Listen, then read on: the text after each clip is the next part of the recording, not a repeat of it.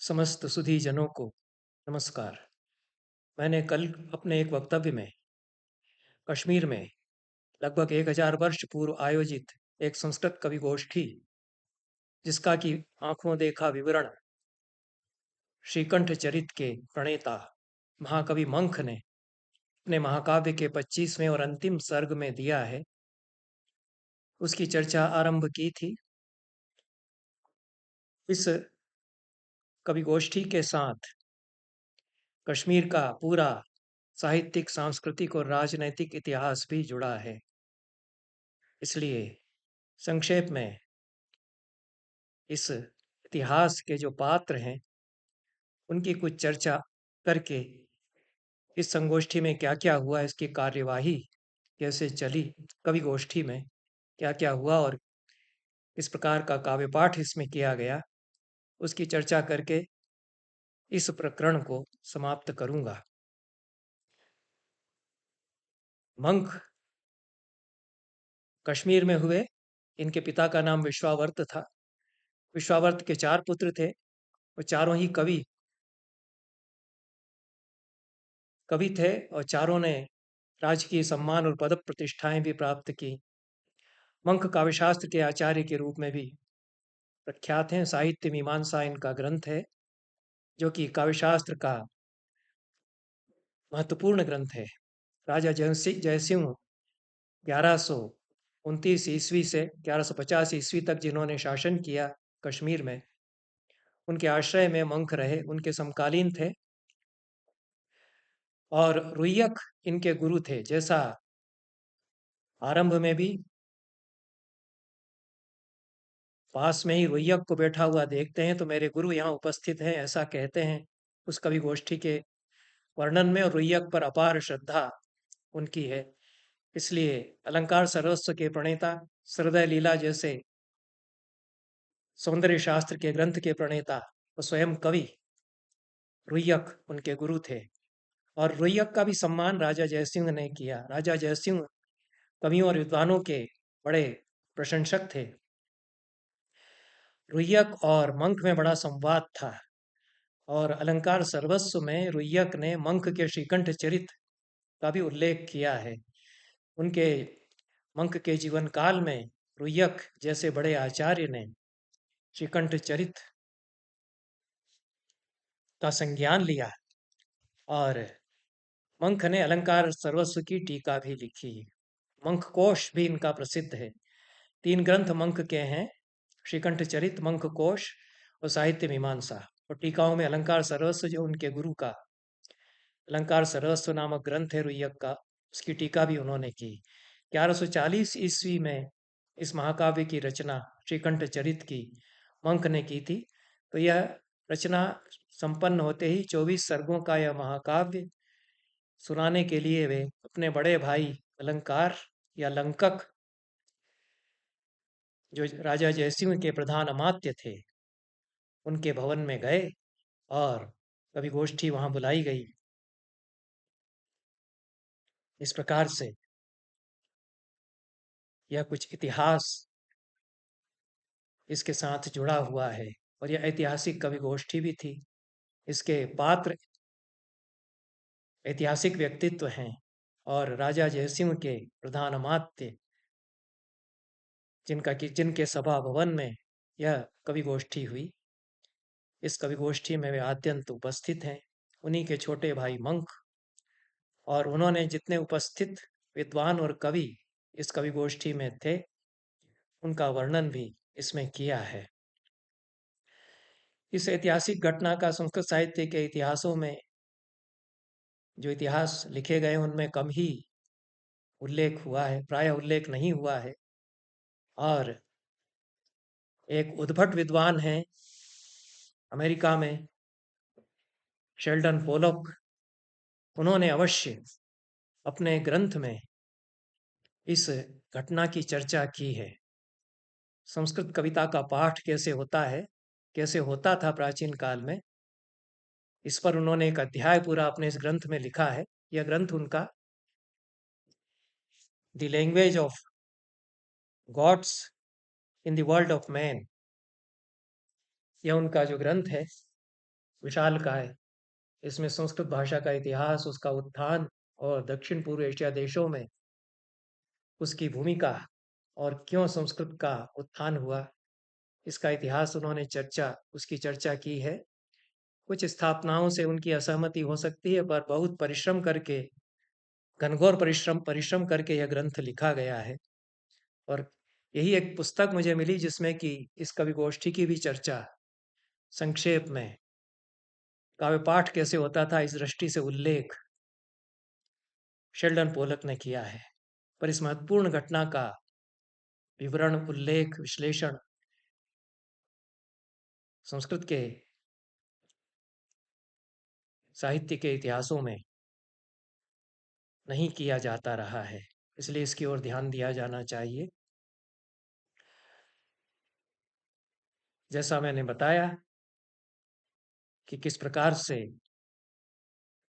Monk इस कवि गोष्ठी में पहुंचे और उन्होंने सबसे पहले अपने बड़े भाई को वहां आसीन देखा। बड़े भाई ने हाथ पकड़कर आग्रह पूर्वक, शपथ पूर्वक उनको पार्श्व में बिठाया।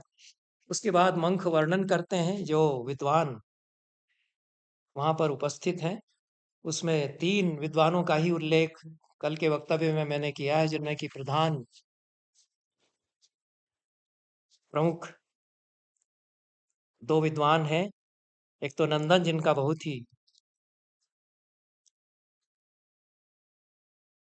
गौरवशाली वर्णन किया है, उनके पांडित्य की, ब्रह्मवादियों में वो प्रमुख हैं इस प्रकार से। और तदनंतर उनके गुरु रुय्यक, प्रिय गुरु उनको अपना कहा है। दोनों में बड़ा प्रेम भी था, इसीलिए मंक का उल्लेख भी रुय्यक ने अपने अलंकार सर्वस्व में किया और मंक ने उनके अलंकार सर्वस्व पर टीका भी लिखी। इसके पश्चात रम्यदेव नामक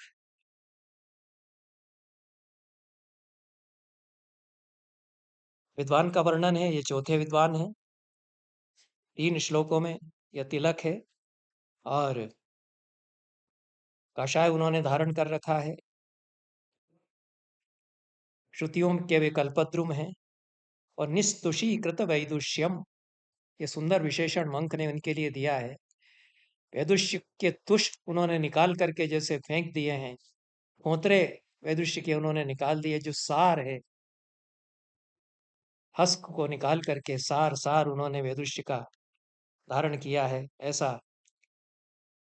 ऐसे रम्यदेव उसको बैठा हुआ देखा मैंने, कहते हैं मंक। और लोष्टदेव नामक कवि और विद्वान, लोष्टदेव का अन्यत्र भी उल्लेख मिलता है संस्कृत कविताओं में, और 6 भाषाओं के ये जानकार हैं। यौनराज ने टीका में लिखा है कि संस्कृत, प्राकृत, शौरसेनी और मागधी और पैशाची और देशजा, ये 6 भाषाएं, वो कश्मीर में इनका प्रचलन रहा है। लोष्टक कवि, इनके काव्य भी मिलते हैं, ये 6 भाषाओं को जानते थे। और लोष्टक कवि को मैंने देखा, जो कि वाग देवता अलिनी लीला धुत पक्षति चातुरीम, ऐसा सुंदर विशेषण उनके लिए दिया है। वाग देवता रूपी अलिनी लीला के पंख की फड़फड़ाहट की चातुरी सी जिनमें है, ऐसा लोष्टक को प्रशंसा करते हुए कहा है। और लोष्टक की प्रशस्ति है। फिर जैसे ही लोष्टक की ओर उन्होंने देखा, लोष्टक के मुख से कविता का प्रवाह फूट पड़ा और लंकक की प्रशस्ति उन्होंने की है। यह 35वें सर्ग में श्रीकंठ चरित में 37वें श्लोक से 47वें श्लोक तक 11 श्लोकों में लोष्टक कवि ने या लोष्ट देव ने अलंकार या श्रीलंकक की जो प्रशस्ति की है। राजतरंगिणी में भी अलंकार प्रधान अमात्य थे राजा जयसिंह के, जो 12वीं शताब्दी में कश्मीर के शासक रहे। और कल्हण ने लिखा है कि अलंकारा विदो बाह्य राजस्थानाधिकार भाग अदृश्यो मानुषेर युद्धे विरुद्धान बहुधा वधित, शत्रुओं का दमन करने वाले मानुष गुणों से अदृश्य जो थे ऐसे, और उनके सेनापति का पद वे संभालते थे। ऐसे अलंकार, उसका वर्णन राज तरंगिणी में कल्हड़ ने भी किया है, जो कि इतिहास का ग्रंथ है। रोष्टक ने लंकक की अलंकार की दानशीलता की प्रशस्ति की है। यह तो लंबी प्रशस्ति है, भाषा तो सुंदर है प्रशस्ति की। तीक्ष्णा प्रतुलोहमयी गुण गुरुतर गुण निकर संग्रह व्यग्रा दृढ़यति धर्म पटच्चरमचिरादिह लंककस्य मति। तीक्ष्ण भी है, प्रतुलोहमयी है, और गुणतर गुण निकर संग्रह व्यग्रा है। गुरुतराणाम गुण निकराणाम औदार्यादि गुण गणानाम संग्रहे व्यग्रा। जो श्रेष्ठ से श्रेष्ठ गुण है उनके संग्रह में व्यग्र, ऐसी लोकक की, ऐसी लंकक की यह मति है। वह धर्म की प्रकृति को धारण करती है। धर्म का जो जीर्ण हो रहा है वस्त्र, उसको दृढ़यति, उसको पुनः सिल करके और सुदृढ़ बनाती है, ऐसा कहा है। वाग देवता गलवर को पलपुत्रिका गुरु परिस्यंदम रसम स्यंदते। आपकी जो वाग्देवी है वह चंद्रकांत मणि इस प्रकार से चंद्रमा की चांदनी में रस को बहाती है, उस प्रकार से रस को बहाती है, ऐसा कहते हैं। यह 11 श्लोकों में लंबी प्रशस्ति और सारे गुणों का उल्लेख अलंकार या लंकक का इसमें किया गया है। सामंत शिखामणि उनको कहा है। और श्रोत्र विलीयमान गहन त्वत्सूक्ति चर्वोत्सवे राशीभूत इवादि शीर्ष मधुना कंपस संपद्यते। श्रोत्र रसायन है आपकी सूक्तियां, श्रोत्र या कान लेलीयमान है उनके लिए, श्रोत्रों के द्वारा लेलीयमान है, वे पी जा रही हैं सूक्तियां। उनकी चर्वणा का उत्सव जब होता है तो इस प्रकार से उत्सव हो जाता है, यह कहते हैं।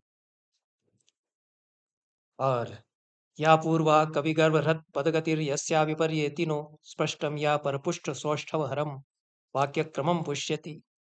परपुष्ट या कोकिल के स्वर को जो अनुकरण करती है, इस प्रकार से आपकी ये जो सूक्तियां हैं। विद्वत्ता तव चित्र मुज्जित रजा सूते यशस संहतिम यशस संततिम। आपकी विद्वत्ता भी रजोगुण का त्याग करके और यशस संतति को प्रसारित करती है। मार्गे पदस्य पथिवाक्य कथा प्रथानाम मानस्य वर्त्मनि च कंदलिताभिषेकः प्राज्ञेव मंत्रिवर लंकक सूक्ति देव्या सर्वाधिपत्य पदवी मधिरोपितोसी।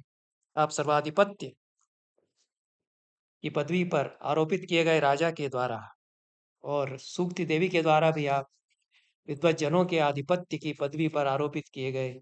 दोनों, राजनीति में भी और पांडित्य और कवित्व में भी, दोनों क्षेत्रों में आप अधिपति हैं। महाभाष्य का अभ्यास आपने किया है। कश्मीर में महाभाष्य की अध्ययन की बड़ी लंबी परंपरा थी और क्षीरस स्वामी को बुलाया था 8वीं शताब्दी में यहाँ के सम्राट ने, जो स्वयं महाभाष्य के बड़े अध्येता थे। क्षीरस स्वामी जो अमरकोश के भी टीकाकार हैं, और उन्होंने बहुत महाभाष्य का अभ्यास कराया है यहाँ के राजा को भी, जो स्वयं पाणिनि के अवतार के रूप में प्रशंसित हुए। तो इस रूप में भी भाष्यम काव्य रसेन यत् तत्तव चिरम वक्त्रेद्य विश्राम्यति। महाभाष्यम काव्य रसेन तत्तव चिरम वक्त्रेद्य विश्राम्यति। आपके मुख में महाभाष्य भी और काव्य रस भी दोनों समान रूप से निवास करते हैं। इस प्रकार से प्रशस्ति करते हुए कहते हैं। बाणोपमा प्रबंधो लंकक तव पद पत्र लप्त दूर गति। बाण के समान आपका प्रबंध है, आपकी जो वाणी का प्रबंध है, काव्य है। पत्र जो बाण में रहते हैं, और पत्र कविता जिन पर लिखी जाती है, उनसे दूर तक प्रसारित होने वाला बाणोपम यह प्रबंध है। विद्यति कस्य न हृदयम विविध समज्जा विविध समज्जा निवेशेन। किसके हृदय को नहीं बीन देते हैं आपके पद्य प्रबंध। इस प्रकार से कहते हैं। भावत का प्रगुणा गुणा बहुरसा विज्ञम जगत कुर्वते। आपके जो प्रगुण गुण हैं वह जगत को रसमय बनाते रहे हैं। इस प्रकार से लंका की स्तुति प्रशस्ति की लोष्ट कवि ने। ये 6 विद्वान यहाँ तक लोष्ट देव को मिलाकर के हो गए। 7वें विद्वान श्रीगर्भ नामक थे, और प्रभाकर मीमांसा में उनकी विशेषज्ञता थी, ऐसा वर्णन किया गया है। विजराज वे थे, श्रेष्ठ ब्राह्मण वे थे। और 8वें विद्वान मंडन है, मंडन उनका नाम है, और मोह से मुक्त हो चुके थे मंडन। 14 विद्याएं जिनके मुख में निवास करती थी, ऐसा उनका वर्णन किया है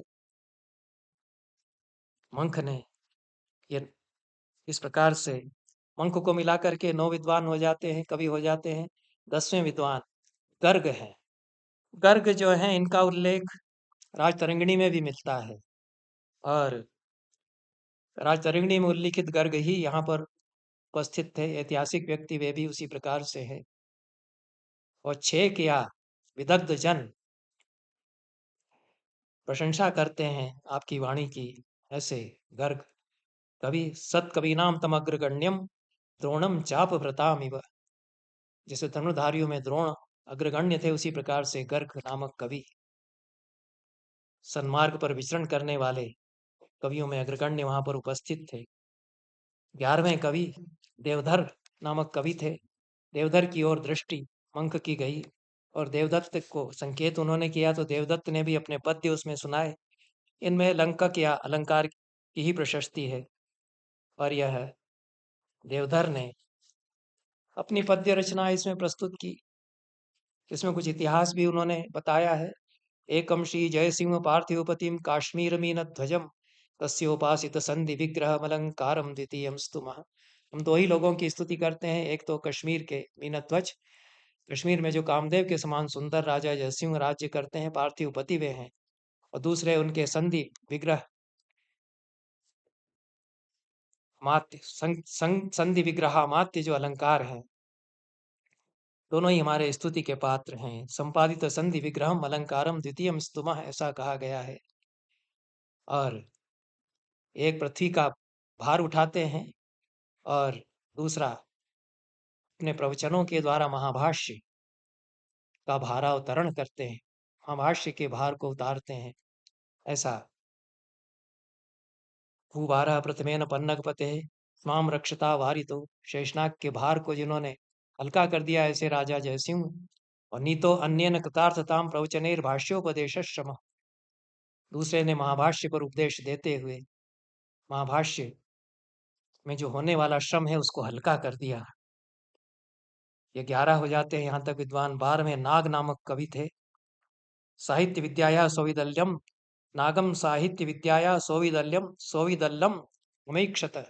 साहित्य विद्या के जो सौविदल्य थे, माघ ने सौविदल्य शब्द का प्रयोग माघ ने भी किया है। सौविदल्य कंचुकी के अर्थ में। कंचुकी का अर्थ रक्षक भी होता है, इसलिए साहित्य विद्या के रक्षक इस अर्थ में यहाँ पर प्रयोग किया है। 13वें कवि श्री त्रैलोक्य नाम के थे, और उनके लिए कहा है कि वे कुमारिल के अवतार थे। मीमांसा का भी अभ्यास किस प्रकार से किया जाता था कश्मीर में, इसका परिचय हमको यहाँ मिलता है। कुमारिल के लिए श्री तुतातित यह नाम दिया है। तुतातितः कुमारिलः, ऐसा जोनराज ने टीका में बताया है। कुमारिल का ही दूसरा नाम तुतातित है, और उनके अवतार ये हैं। जोनराज ने कहा है कि तुतातितः कुमारिलः सही तार्किका कविश्चासीत। तार्किक भी थे कुमारिल, मीमांसक के रूप में विख्यात हैं ही, और कवि भी वे थे। कुमारिल के भी सुंदर श्लोक सुभाषित संग्रहों में मिलते हैं। जोनराज को जानकारी है कि कुमारिल कवि तार्किक दोनों हैं, और उन्हीं के अवतार ये माने गए। त्रैलोक्य नामक कवि और मीमांसक ये यहाँ पर उपस्थित थे। उनका भी वर्णन किया है मंख ने। 14वें कवि दामोदर वहाँ पर थे, और 2 श्लोकों में उनका सुंदर वर्णन किया है। और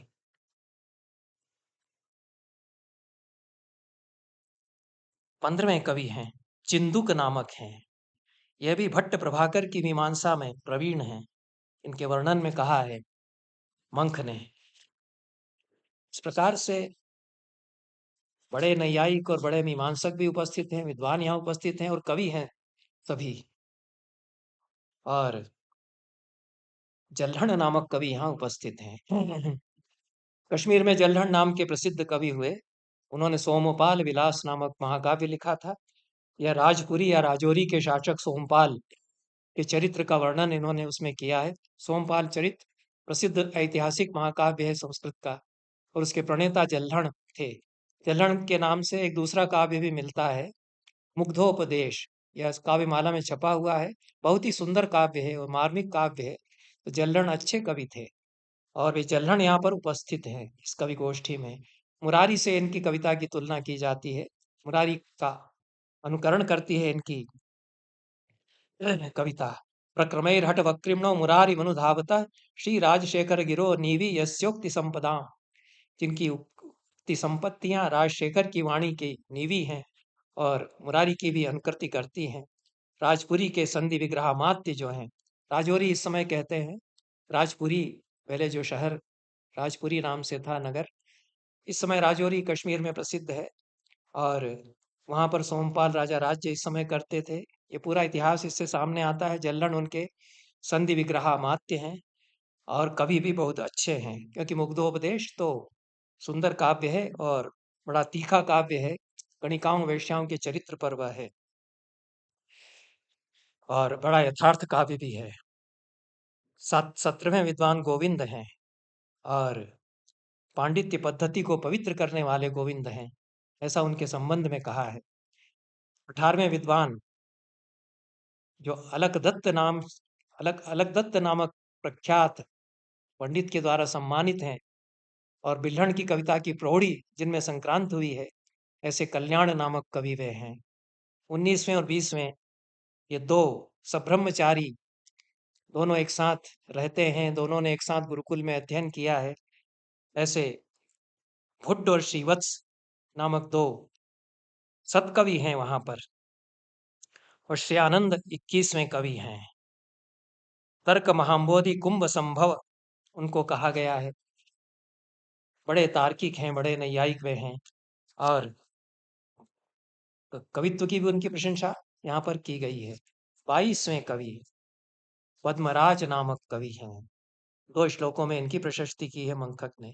23वें गुण हैं, इनकी भी 2 श्लोकों में सुंदर प्रशस्ति की है। भाषा बहुत ही समृद्ध है।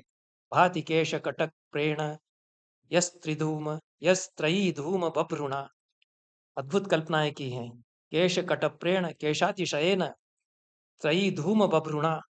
त्रयी के धूम से जो बभ्रू पिंगल हो गए, ऐसे केश कटप्रिया लंबी लंबी जटा और दाढ़ियों से जो सुशोभित हो रहे हैं, ऐसे उपासनार्द्रया नित्यम अमुक्त इव संध्या।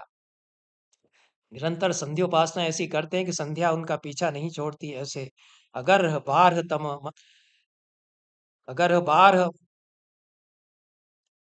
तम तन्यान्योपासन दैशिकम श्री गुण मुन्नमत प्रीति ततस्तम प्रत्यपत्यत, ऐसा कहा है। बृहति शब्द यहाँ पर आया है। बारहत मतलब बृहति, बृहति मतलब प्रभाकर शास्त्र, और अगर वह जो अगर पर बृहति शास्त्र है, प्रभाकर का जो ग्रंथ है मीमांसा का, जो कि गर्हणीय नहीं है, उसके उपदेष्टा उसके देशिक में हैं ऐसे गुण नामक मीमांसा के आचार्य और कवि।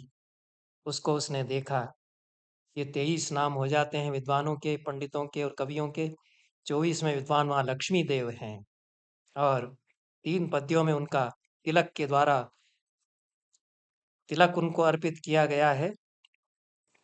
यह भी उन विश्वामित्र से तुलना उनकी की गई है यहाँ पर।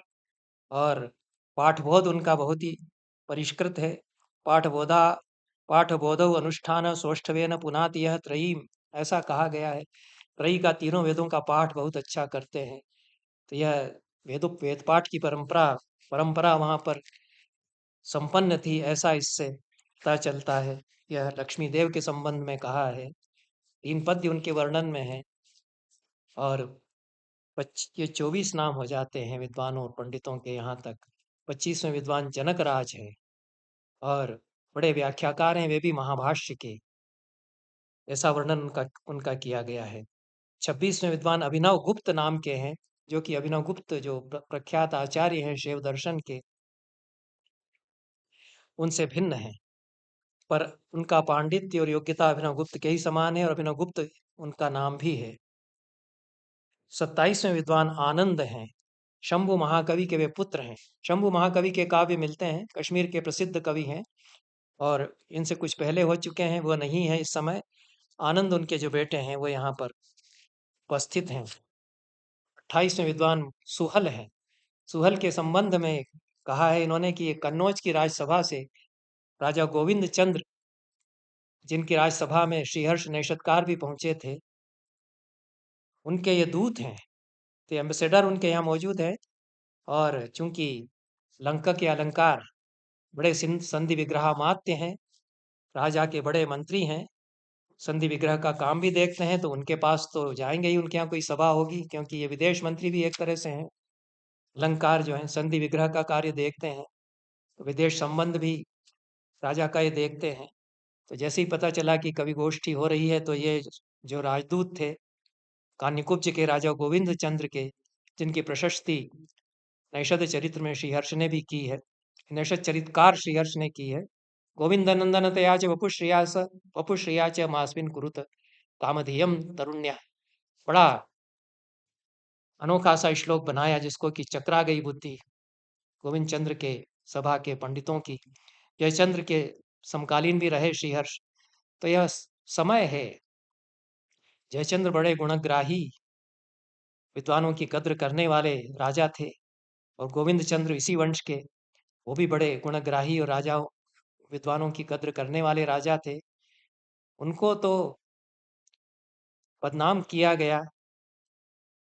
महमूद गौरी से लड़े थे जयचंद्र, मारे गए, इतिहास सच्चा यही है। और पृथ्वीराज के जो भाट थे चंद्रबरदाई, उन्होंने कथा गढ़ दी और उनको गद्दार के रूप में प्रचारित किया गया। उस पर मेरे वक्तव्य हैं, और इतिहास समझना चाहिए। ये गोविंद चंद का नाम यहाँ पर आता है। कान्यकुब्ज बड़ा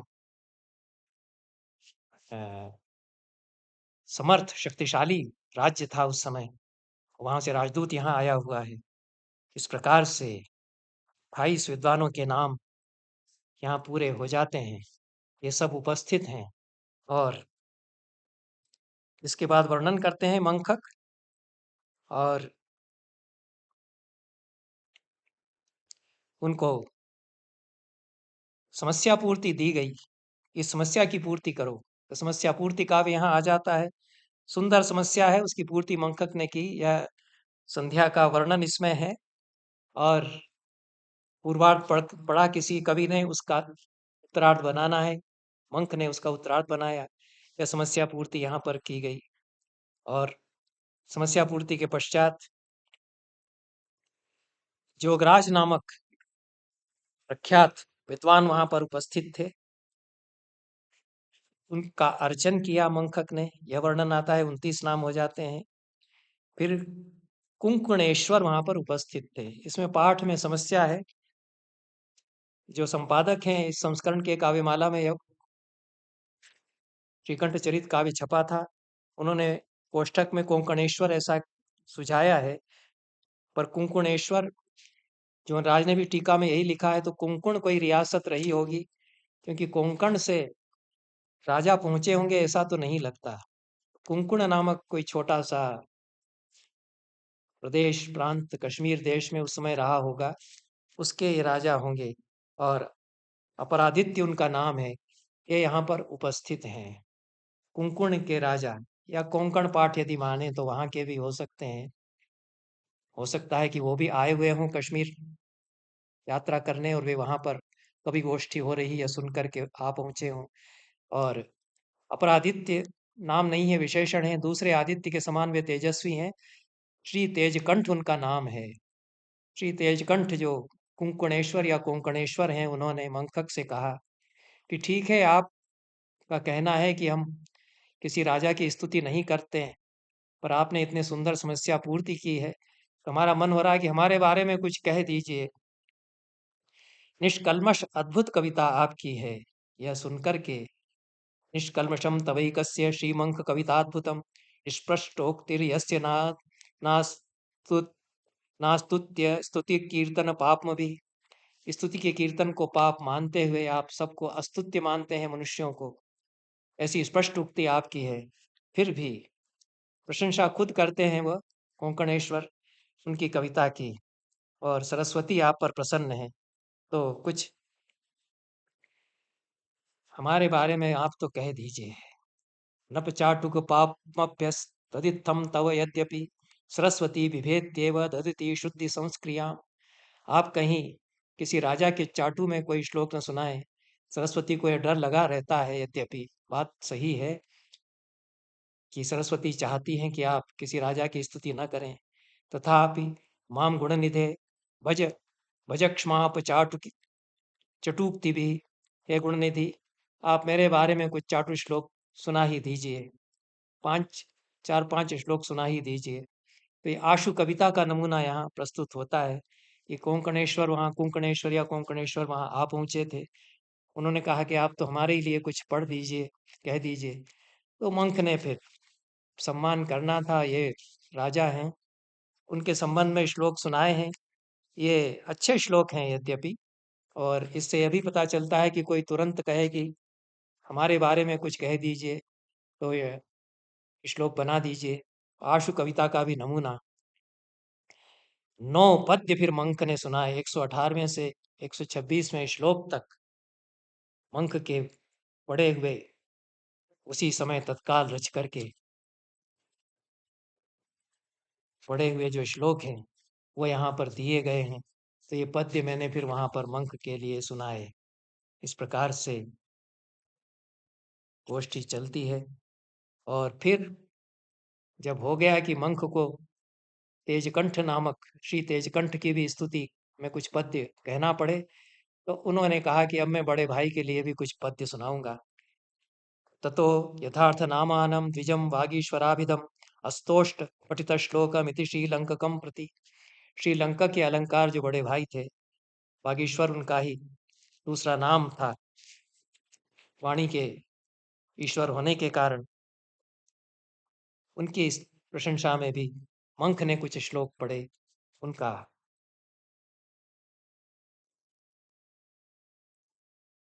यहाँ उल्लेख किया गया है।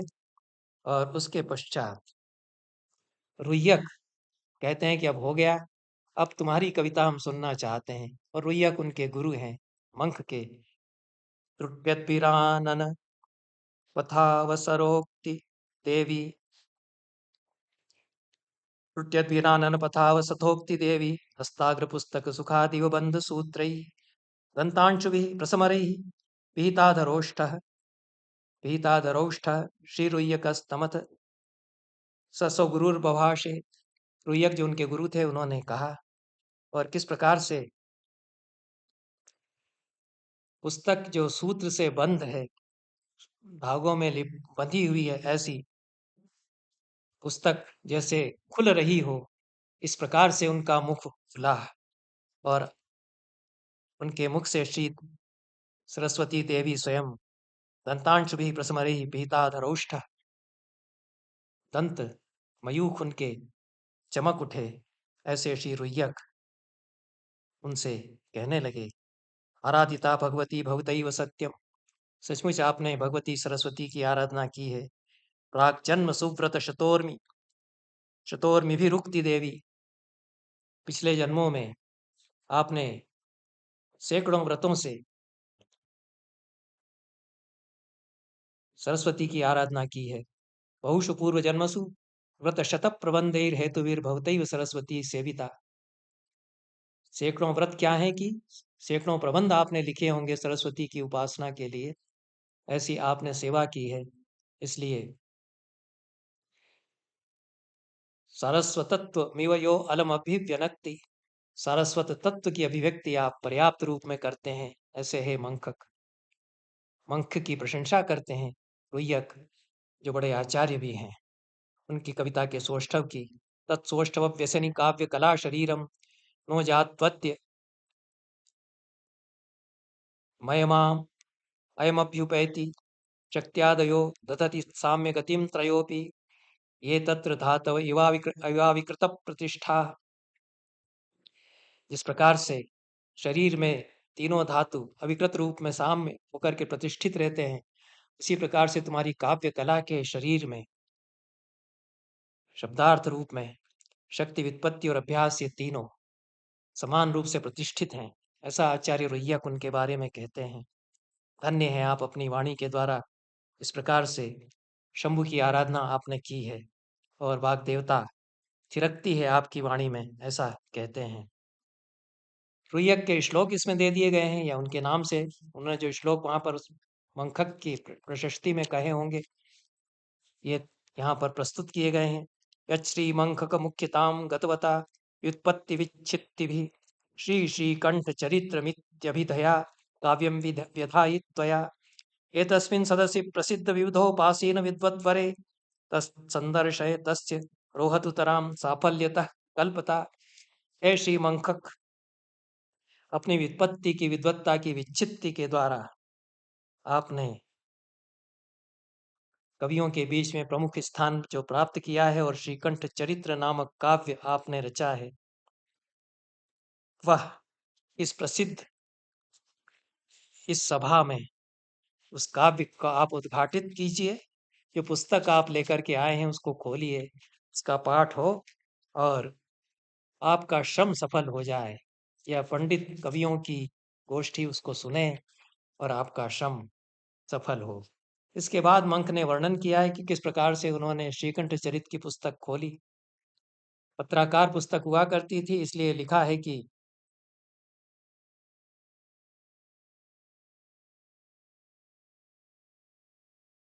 वाग्देवी करिणी विसृत्वर मद स्रोत कण स्पर्धता मारुड़ैरिव गूढ़मक्षरशतैर्व्यस्तारयत् पुस्तकम्। वाग्देवी रूपी करिणी के मद जल के कणों की स्पर्धता करने वाले सैकड़ों सैकड़ों अक्षरों के विन्यास से युक्त पुस्तक को उन्होंने विस्तारित किया, मतलब खोला, उसके सूत्र को उतार करके, और पुस्तक जो पत्राकार थी उसको उन्होंने खोला। तो पुस्तकम विस्तारितवान, ऐसा जोनराज ने व्याख्या की है। पुस्तक किस प्रकार की सुंदर लिपि में लिखी हुई थी उसका भी वर्णन मंक ने किया था। मंक ने किया है यहाँ पर, तद विस्तार्य च पुस्तकम परिचितम कीर्णैर्वचो देवता भूषा मेचक मोक्तिकैरिव हठाक्षिप्ते क्षणैरक्षरैः। पुस्तक उन्होंने जो खोली उसमें जो अक्षरों का विन्यास था वह वाग देवी या सरस्वती की जो अलंकार हैं सरस्वती के, उनमें जो मोती जड़े हुए हैं वे मोती जैसे फैल गए हों उसके पत्रों पर, ऐसा लगा। और व्याहारेण रदंतराल विहरत विद्यावधू नूपुर ध्वान भ्रांति कृता तदपठस काव्यम अव्याकुल ध्वान भ्रांति कृता ततस्तपठत स्वम काव्यम अव्याकुल। विद्यावधू के नूपुरों की जो पायजेबों की जो रुंझुन है, उनकी भ्रांति करने वाले अपने मनोहारी स्वर से मंक ने उस काव्य का पाठ करना आरंभ किया। अपना काव्य वे सुनाते चले गए। उस काव्य को सुनते हुए किस प्रकार से प्रतिक्रियाएं हुई पंडितों की, किस प्रकार से उन्होंने प्रशंसा की, इसका वर्णन है। और संतुष्ट हुए विद्वज्जन, मस्तक हिलाते रहे। अश्रांताहित मूर्ध धूनन विधि व्याप्ते रविव्यंजनात्, बार बार मस्तक हिला करके और प्रशंसा करते चले गए मंक के काव्य पाठ की, और रोमांचित हो गए। तेषां तत्र कपोल मूल पुलक व्याजात ववामश्रुति तत्तद्भीत चरान्य काव्य निभव व्यक्ताक्षरालीमिव। उनके जो रोमांच आ गया उनकी काया में, इससे लगा कि जो अक्षर उन्होंने काव्य के जो शब्द उन्होंने पी लिए हैं रस स्वरूप मान करके, वे उद्गत हो रहे हैं, बाहर आ रहे हैं, ऐसी उत्प्रेक्षा करते हैं कवि मंखक यहाँ पर। और विस्तार से वर्णन है कि किस प्रकार से प्रतिक्रिया की, कई लोगों के आंसू वहां आ गए इस काव्य को सुनते हुए, इसका वर्णन खूब किया है।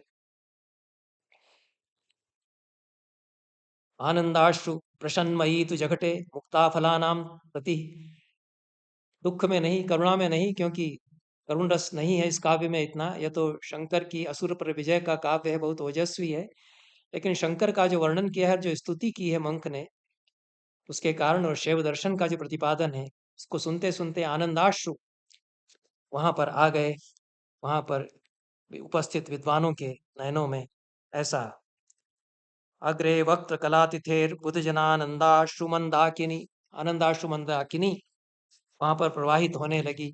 जैसे जैसे काव्य वो सुनाते गए, श्लोक पूरे वातावरण का वर्णन करते हुए जो बनाए हैं मंखक ने, वो सुंदर श्लोक हैं।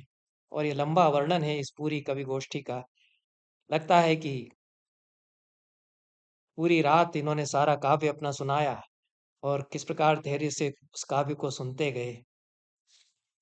तदनंतर प्रशंसा मंख के काव्य की सबने की। और सारस्वतस्य महसा प्रथमा शिखेव सा मंखकस्य वरुतेश तुरी सूक्ति रेखा। सारस्वत तेज की जो प्रथम शिखा है, सारस्वत अग्नि की प्रथम दीप्ति शिखा के समान मंखक कवि की सूक्तियां हैं। रग्धुम मनः खल जनस्य कपोल राग भंग्या विधत्त वचनेष्विवया स्वमोज। जो खलजन हैं, जो मत्सरी हैं, उनके गाल सुर्ख हो गए ईर्ष्या के मारे। ऐसा आग जलती है तो चेहरे पर दीप्ति आती है। तो कुछ लोग तो आनंद के कारण आनंद मंदाकिनी प्रवाहित उनके नयनों से होने लगी।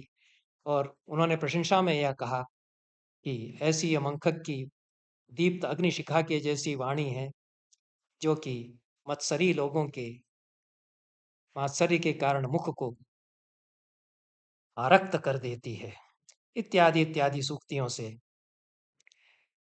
सुंदर वचनों से प्रशंसा मंख की उन्होंने की।